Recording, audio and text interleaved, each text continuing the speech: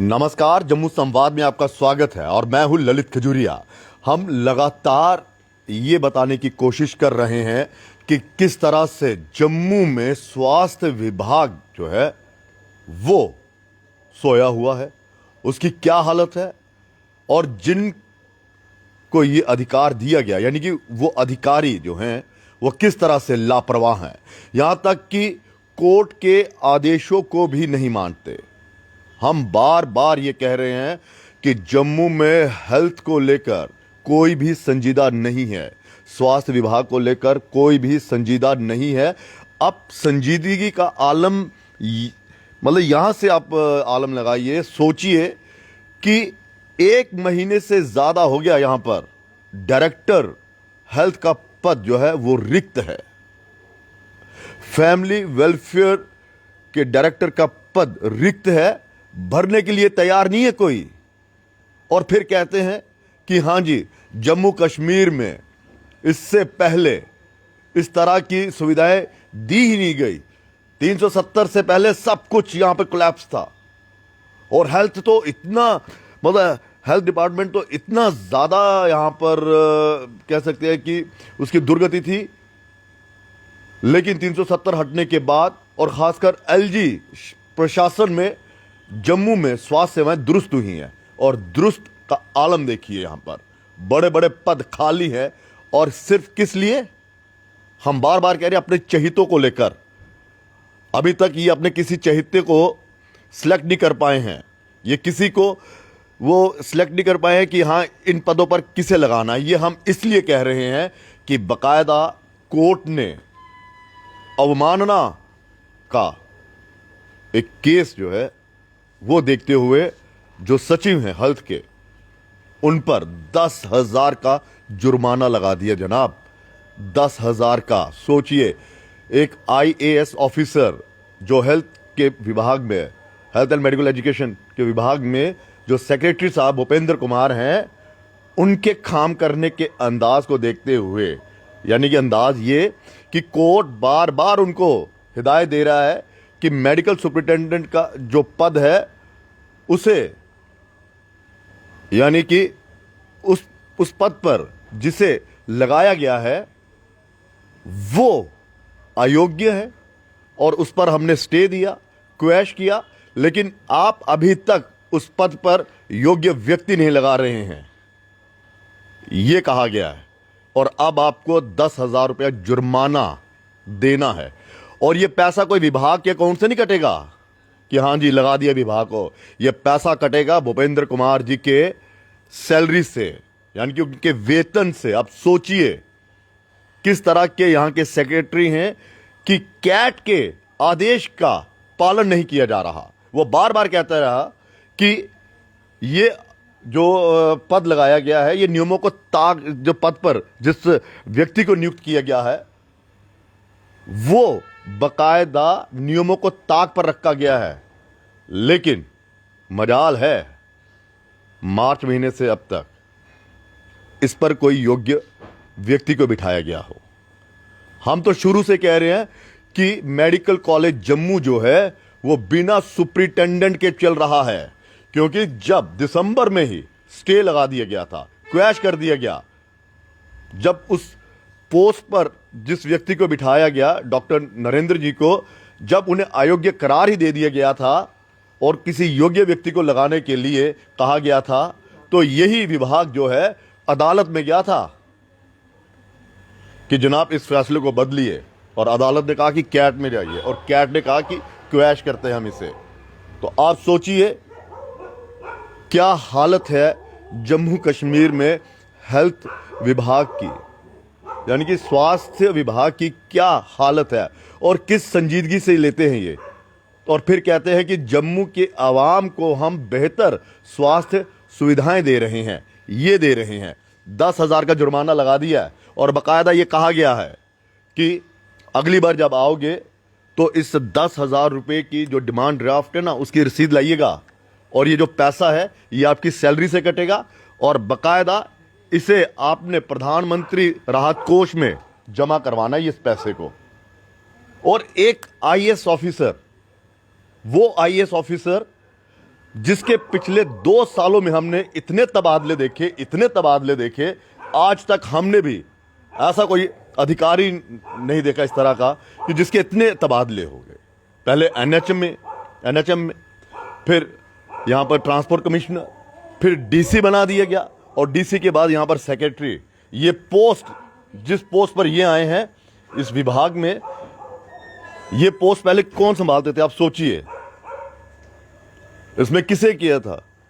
डुल्लू साहब, जिन्हें additional chief secretary बनाया गया मेरे ख्याल में। वो उससे पहले इस विभाग को, यानी कि उस दौरान, उसके बाद तो के नवीन चौधरी जी भी आए, आपके और भी कई भारद्वाज साहब भी आए, वो भी आए। लेकिन सोचिए ये पोस्टें किनके पास थी? कमिश्नर लेवल के, प्रिंसिपल सेक्रेटरी जो कमिश्नर, उनके पास थी ये पोस्ट। और आपने इस पोस्ट की गरिमा को ही आपने किस तरह से गिरा दिया। तो ये हालत है। बाकायदा मैं बता दूं कि किस तरह से ये हुआ। दरअसल डॉक्टर राकेश कुमार ने डॉक्टर नरेंद्र बुटियाल को जीएमसी जम्मू के चिकित्सा अधीक्षक बनाने के फैसले को सेंट्रल ट्रिब्यूनल जम्मू में चुनौती दी थी। इस पर पहले 2 दिसंबर 2022 और फिर 16 मार्च 2023 को ट्रिब्यूनल ने डॉक्टर नरेंद्र बुटियाल की नियुक्ति को यह कहते हुए रद्द कर दिया था कि यह नियमों को ताक पर रखते हुए की गई है। लेकिन नरेंद्र कुमार जी जो हैं वो अभी तक उन्हें बदला नहीं गया और इस पद पर है। आप सोचिए कि कैट बकायदा क्या कह रहा है, क्या आदेश दे रहा है। तभी मैं कहता हूं यहां के आला अधिकारी जो हैं, एलजी प्रशासन के जो ब्यूरोक्रेट्स हैं, वो ठेंगे पर रखते हैं यहां पर कोर्ट के आदेशों को। हम बार बार कहते हैं, कोई कहता नहीं जी आप इस तरह से बोलते हो। यही है, ये वेंटिलेटर पर चला गया है यहां का स्वास्थ्य विभाग। कब कोलैप्स कर जाए कोई भरोसा नहीं। जिस स्वास्थ्य विभाग में हेल्थ का डायरेक्टर नहीं, यहां पर फैमिली वेलफेयर का डायरेक्टर नहीं, और तो और जीएमसी जिसे लाइफलाइन कहा जाता है यहां की, GMC Jammu government medical college की, वहां पर आपके पास सुपरिटेंडेंट नहीं है पिछले कई महीनों से। किसके भरोसे चल रहा है? लेकिन कोई देखने को तैयार नहीं है। यहां पर चोरी हो जाती है नर्सिंग कॉलेज में, गवर्नमेंट के बीएससी नर्सिंग कॉलेज में, लेकिन किसी की जवाबदेही तय नहीं की जाती। किसी के ऊपर केस एफआईआर नहीं दर्ज हो रही है इन आला अधिकारियों के खिलाफ कि भैया ये आपको सौंपा गया था और कैसे चोरी हो गई। करोड़ों रुपए का सामान चोरी हो गया, बिल्डिंग जो है वो जर्जर हालत में पहुंच गई है, और आप यहां पर सिर्फ और सिर्फ चहेतों को देख रहे हैं। ये चहेतों की लिस्ट में आता है ये केस। और बकायदा क्या कहते हैं कोर्ट कहते हैं कि प्रतिवादी नंबर 1 स्वास्थ्य विभाग के प्रशासनिक सचिव जो 10,000 रुपए जुर्माना किया जाता है, यानी भूपेंद्र कुमार जी, और वो डीडीओ की ड्यूटी है कि वो प्रतिवादी के वेतन से 10,000 रुपए लेकर प्रधानमंत्री राहत कोष में जमा करवाएं और इसकी रसीद जो है अगली तारीख को ट्रिब्यूनल में पेश करें। सोचिए कितना बड़ा एक दाग लग गया है भूपेंद्र कुमार जी की सर्विस पर। ये किस लिए लगा, क्या प्रेशर था इन पर, इसकी जांच होनी चाहिए कि मेडिकल कॉलेज में मेडिकल सुपरिटेंडेंट जो हैं, जिन्हें अयोग्य करार दिया गया है, उनको उस पद से क्यों नहीं हटाया गया और क्यों नहीं वहां पर योग्य व्यक्ति को लगाया गया। और तो और किसकी ऐसी शह थी कि वो भी नहीं हटे, और किसका ऐसा संरक्षण था कि ऊपर से कि हां जी आप इग्नोर कीजिए हम बैठे हैं। ये वही मामला है, आप इग्नोर कीजिए हम बैठे हैं, कोई बात नहीं। कोर्ट का क्या है, कोर्ट तो देता रहता फैसला, हम फैसलों को नहीं मानेंगे। यहां के हम बादशाह हैं, हमारी हुकूमत चल रही है, क्योंकि ये एलजी मनोज सिन्हा जी का शासन है और यहां के जो अधिकारी हैं वो उनके बाद वही यहां के राजा हैं। हम एलजी मनोज सिन्हा जी से भी बार बार गुजारिश करते रहे कि इसमें इंटरवीन करिए, लेकिन कोई नहीं। अब 19 तारीख तय की गई है मई में कि आइए हाजिर होइए। और तो और जम्मू मेडिकल जो कॉलेज है, गवर्नमेंट मेडिकल कॉलेज, उनकी प्रिंसिपल शशि सूदन जी को भी कहा हुआ है कि आइए वर्चुअल कॉन्फ्रेंस में आप भी हाजिरी दीजिए। यानी कि जज होंगे, वकील होंगे और शशि सूदन जी भी होंगी। उनसे भी पूछा जाएगा कि जब हम बार बार कह रहे हैं और आप बार बार इन्हीं को काम देते गए? ऐसा क्या था? किसकी सिफारिश थी?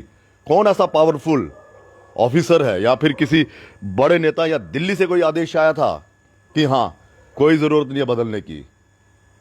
जम्मू के लोगों को हमने कोई उसमें नहीं लिया, कोई वो नहीं किया हुआ कि हमने ठेका नहीं लिया हुआ है कि इनकी सेहत का ध्यान रखा जाए। ये इस तरह का चलेगा, इस तरह से चलेगा हेल्थ विभाग? तो फिर कहते हैं जी नेगेटिव रिपोर्टिंग हो जाती है जी, नेगेटिव नेगेटिव नेगेटिव। आप कोई सकारात्मक काम तो करिए, आप कोई पॉजिटिव वो संकेत तो दीजिए कि जनाब हम ये कर रहे हैं। ये साफ हो गया है।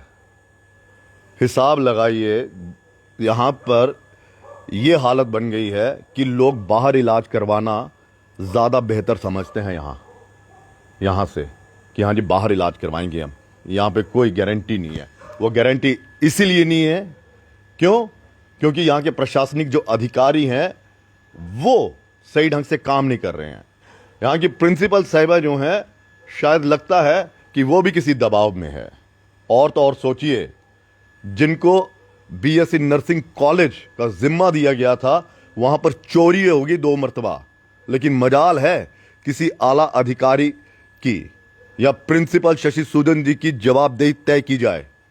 नहीं करेंगे। क्यों? क्योंकि संरक्षण है। वो हम इसलिए कह रहे हैं कि सोचिए, जब यहां पर कोविड हुआ था और यहां पर आपके पास परमानेंट प्रिंसिपल था डॉक्टर नसीब ढींगरा जी, उनको हटा दिया गया और किसको लगाया गया था? किस सीनियर डॉक्टर को बिल्कुल साइडलाइन किया गया, इग्नोर किया गया और उनकी जगह कहां से आपने इंचार्ज लगाया था पहले? और हमने तब भी कहा था कि यह बहुत बड़ा खेल चल रहा है, पहले इंचार्ज लगाएंगे और फिर परमानेंट प्रिंसिपल करेंगे उन्हीं को, और शशि सूदन जी को भी यही किया गया था। तो सबसे बड़ा सवाल यह है कि जब आप अपने चहितों पर इतना ज्यादा भरोसा और उनको इतनी ज्यादा शह देते हैं, तो फिर यही हाल होता है। फिर इसी तरह से सरकारी जो विभाग होते हैं वो कोलैप्स कर जाते हैं। और ये जीएमसी जम्मू मेडिकल कॉलेज जो है, ये भी वेंटिलेटर पर है। आप सोचिए, मेडिकल सुपरिटेंडेंट को लगाने के लिए कैट को दखल देना पड़ा, और जब कैट ने उस आदेश को रद्द किया और उस नियुक्ति को रद्द किया और आदेश दिया, निर्देश दिए कि यहां पर योग्य व्यक्ति लगाया जाए, तो आला अधिकारी उनको ठेंगा दिखा रहे हैं। और अब ठेंगे का ये हुआ हाल। तो वही कह रहे हैं कि भरोसा अब अदालतों पर रह गया हुआ है। अब अदालत ही तय करेगी, अदालत ही तय करेगी कि क्या यह नियुक्ति सही है, क्या गलत है। अब अदालत ही शायद ये जो बीएससी नर्सिंग कॉलेज गवर्नमेंट में जो यहां पर जो चोरी हुआ है, गंग्याल का यहां पे जो चोरी हुई है, मुझे लगता है किसी जज को खुद ही संज्ञान लेना पड़ेगा, क्योंकि आला अधिकारी तो किसी की जिम्मेदारी तय करेगी नहीं। क्योंकि मैं बार बार कह रहा हूं कि जब पिछले 2 सालों में एक आला अधिकारी की कितनी ट्रांसफर हो गई हैं, आप सोचिए। इनका तो सब कुछ वक्त पर हो रहा है ना, वक्त पर सब कुछ मिल रहा है, वक्त पर प्रमोशन हो रही है, वक्त पर इंक्रीमेंट लग रही है, महंगाई भत्ता भी अब मिलेगा, ये वो जो भी है, ठीक है। हालांकि ये सेंटर के अधिकारी हैं, लेकिन जब आपको वक्त पर सब कुछ मिलता है ना सरकार से, और फिर सरकारी कामों में ऐसा ही होता है। क्योंकि आज तक चोरी के मामले में किसी आला अधिकारी की सैलरी से पैसे नहीं कटे, और जबकि यहां पर साफ पता चल रहा है कि एक मर्तबा चोरी होने के बाद एफआईआर लगाई गई और उसके बाद दोबारा से चोरी हो गई और अभी तक चौकीदार नहीं रखा गया। तो ये हालत है, और ये एक बहुत बड़ा फैसला भी है, और ये बता भी रहा है कि जम्मू में ब्यूरोक्रेट्स जो वो किस तरह से जम्मू की आवाम को ले रहे हैं। और भूपेंद्र कुमार जी पर ये जो 10,000 का जुर्माना लगा है, वो कहीं ना कहीं इनकी सर्विस में ऐड हो गया कि भाई साहब, आप फैसला नहीं ले पाए और आप कानून को नहीं मानते, आप अदालत को नहीं मानते हैं। यही एक जो है एक मैसेज जाएगा। फिलहाल इजाज़त दीजिए, नमस्कार।